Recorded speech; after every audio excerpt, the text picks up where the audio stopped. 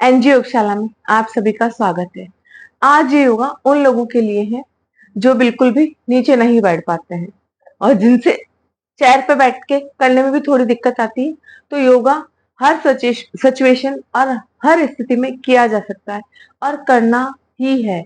बहुत जरूरी है योगा करना ताकि हमारी बॉडी स्टफ नहीं हो और अच्छे से चल सके। योगा का पहला नियम है स्थिरम सुखम आसनम, जो आसन सुख पूर्वक किया जाए। तो योगा जितना आपसे होता है उतना करना है। तो आइए आज हम बेड पे करेंगे।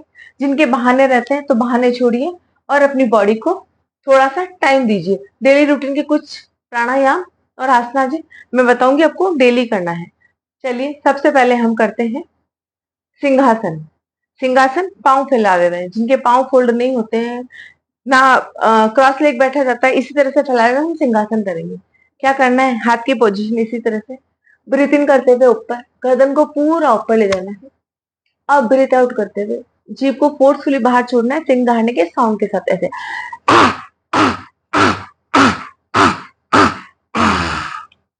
इस तरह से सिंहासन के 3 राउंड करने हैं।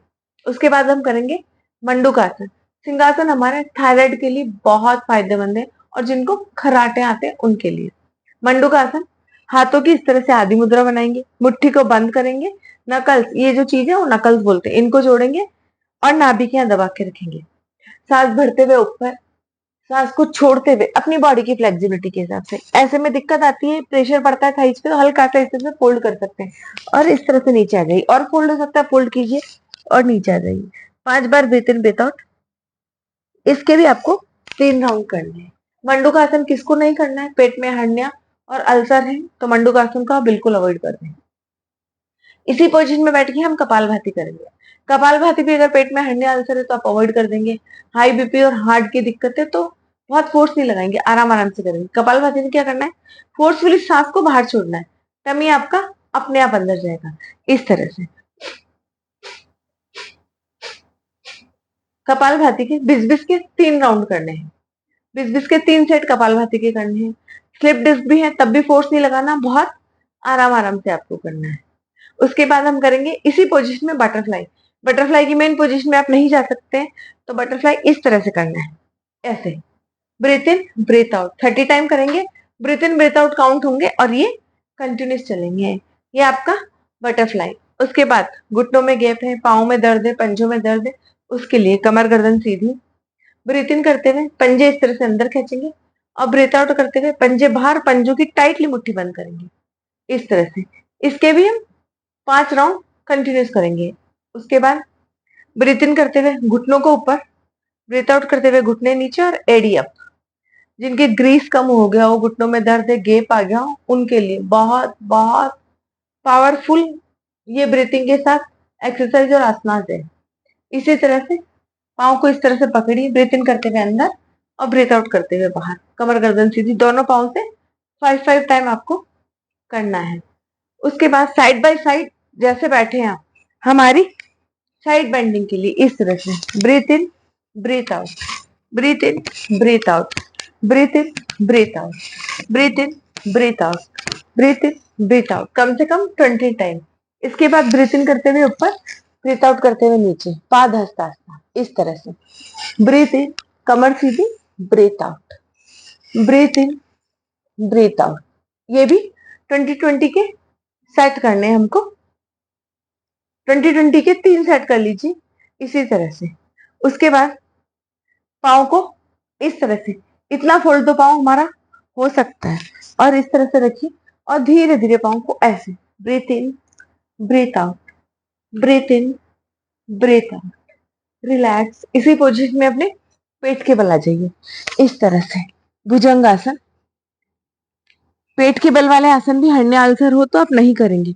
इस तरह से रखिए और भुजंगासन कीजिए ऐसे, रिलैक्स, और पूरी लेवल से ऊपर वाली बॉडी आपको इस तरह से ऊपर उठानी है। भुजंगासन, भुजंगासन आप कर सकते हैं और दोनों पाँव को फोल्ड करके कदम ताल, इसी पोजीशन में अंजलि बनाइए और कदम ताल कीजिए इस तरह से। धीरे धीरे जितना होता हो, 5 राउंड, 10 राउंड, 15 काउंटिंग, जितना आपसे होता है उतना करना है। इसी के बाद आप इस तरह से डांसिंग शिवा पोज।